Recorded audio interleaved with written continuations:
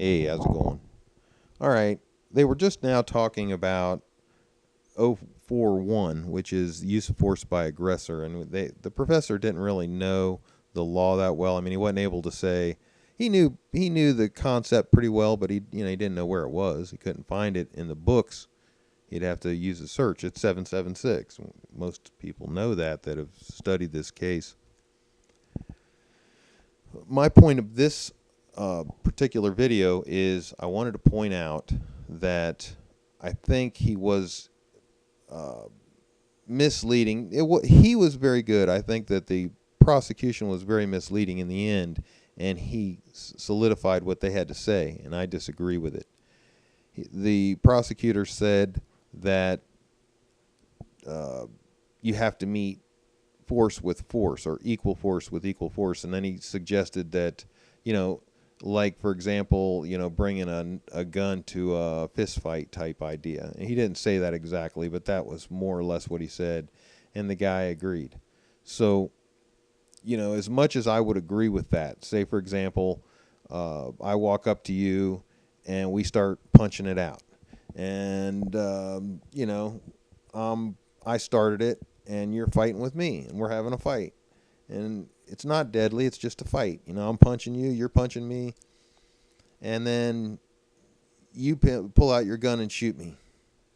That would be disproportionate use of force. But now let's look at it another possible way. Let's say you walk up to me on the street, and I'm standing there, and you sucker punch me and hit me so hard that it knocks me to the ground. And I stumble around defending myself against you as you're trying to mount me. And I end up in a position with you on top of me. Now, my nose is broken, and now you're grabbing my head and smashing it as hard as you can on the concrete. And everybody can have their disagreement on how hard it was. It really doesn't matter. And this professor made that clear. Doesn't matter how hard the previous injuries were. It was what a reasonable person thinks could happen if it continues. That's what matters. It's not about past, it's about future. And as he said, and it was very, very clear, that you don't wait until you've had the deadly injuries. Obviously. So I wanted to go over this and talk about the point he was making. He was trying to make the point that 041, use of force by aggressor, means that they have the ability to use force even as an aggressor. But the way they were trying to make it come across was that that it was more about the kind of weapon you would use. In other words, fists against gun, etc. When in reality, that's not what the law is about at all. There's nowhere in here that it talks about weapons. In this law, this self-defense law, there is no conversation about what weapon goes against what weapon. They don't have like a list that says if you have a guy come at you with a knife, then you have to use you're allowed to use a knife, or you can use a knife or a gun because he's got a knife. But if a guy comes at you with only fists, you're not allowed to use a gun. That's not true. It's not true. Because if that guy is hitting you so hard, and that force is so dangerous that you feel reasonably in fear for your life, and believe me, people can hit so hard that they kill. It happens all the time. People get acquitted for murder using a gun against a man that has nothing more than fists. There's a whole bunch of cases. Go look it up. The point is, what the prosecution did is they allowed the defense to bring in this conversation about stand your ground. This is absolutely not allowed in the case. You're not allowed to have this expert come in and argue or make discussions about the law. That's something that's reserved to the court.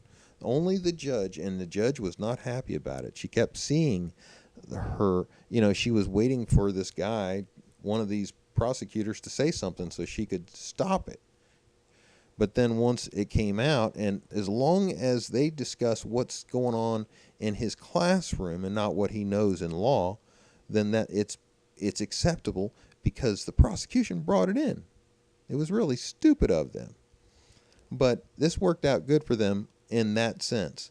And what they got in at the end, even though it seemed like a win for them, suggesting that George may have overreacted or used the gun in a way that was too much, then that is going to be an issue that's going to be easily overridden. This is going to be super easy. And the fact that 041 doesn't say anything about it, they open the door. So now this is going to give George and his team, during their part of the trial and when they put on their case, they're going to be able to bring in this same kind of information. They already have. I think they've made their case. Now we just need to verify to the jurors that they understand. This is real important that they understand, and it will be in the instructions. The judge will give the instructions that at no time was George required to wait until Trayvon pulled out a gun or a knife or anything like that, and that he had absolutely the right to use that gun to defend his life if he felt his life was in danger. And that's the most important part, because they keep saying, it's in proportionate to the force used. It doesn't matter what the guy was using. The force is death. The guy said he wants to kill you, and he's trying to kill you. He's doing everything he can. He's slamming your head on the concrete. A reasonable person that's laying on the concrete with their head getting slammed is going to believe that their life is in danger. And whatever they can do to stop that, they're going to do. So if they wiggle and they try to get out and they can't, and the guy's just too good and he keeps holding them down, whatever they can find. If they got a pocket knife and they can get to it, believe me, whatever it is, people want to live. It's reasonable. It's a reasonable thing to expect. So I just wanted to point it out. This is 041, and the whole idea of 041 is that, you're allowed, you get protection even if you're the aggressor. So if you go up to somebody and you start a fight, and you're sitting there wailing on this guy's face, and he starts wailing back, and you're just having a good fight, and then he gets you down and he starts hurting you, and you're starting to feel fear for your life because he's hitting you so hard, and you say, please, I'm done, and he refuses, and you make it clear to him, and it says down here, and it says, if the force is so great that you reasonably believe that you're in great imminent danger of great bodily harm, and you try to get away and you can't, which is absolutely in evidence, then you have this right. So it says here that you don't have the right unless, you don't have the protections unless what? Unless that force is too great. And, no, it doesn't say and, this is or. But George applies for both of them, so you could say and. In good faith, the person withdraws from physical contact. So if you're being held down, of course you can't withdraw. You're trying to withdraw. You're wiggling. You're trying. You're doing everything you can. But you're yelling for help. That's a clear indication that you want to withdraw and terminate the use of force. But the assailant continues. So, as you can see, even if they could prove George went over and grabbed Trayvon by the arm, and that's what they were trying to say, that was their argument. I wish they wouldn't have done that, because in a way it leaves the door open that they're suggesting, well, maybe the state does have something. But even if they do, we're covered. And it's true. That's a fact. But the state has nothing. So why even bring it up? Who cares? State has nothing. The state has to prove its case beyond a reasonable doubt. George has to prove nothing. Good talking to you guys. Talk to you about it later. Bye.